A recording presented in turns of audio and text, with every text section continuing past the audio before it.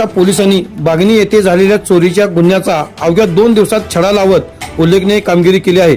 या कारवाईत सुमारे 3,20,000 रुपयांचा मुद्देमाल जप्त करण्यात आला असून एका महिलेला ताब्यात घेण्यात आले आहे।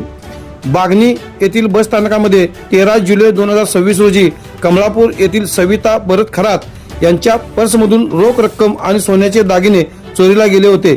या प्रकरणी आष्टा पोलीस ठाण्यात गुन्हा दाखल होताच पोलीस अधीक्षक तुषार दोशी, अप्पर पोलीस अधीक्षक कल्पना बारवडकर आणि उपविभागीय पोलीस अधिकारी अरुण पाटील यांच्या मार्गदर्शनाखाली पोलीस निरीक्षक सिद्धेश्वर जंगम यांनी तपासाची सूत्रे हाती घेतली।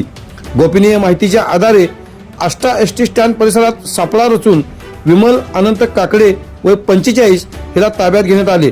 चौकशीत तिने चोरीची कबुली दिल्यानंतर तिच्याकडून रोख 20,000 रुपये, 10 ग्रॅम सोन्याचे गंठण आणि 10 ग्रॅम सोन्याचा नेकलेस असा एकूण 3,20,000 रुपयांचा मुद्देमाल आष्टा पोलिसांनी जप्त केला आहे। या कारवाईत आष्टा पोलिसांच्या तपास पथकाने महत्त्वाची भूमिका बजावली असून पुढील तपास पोलीस हवालदार सागर हांडे करीत आहेत।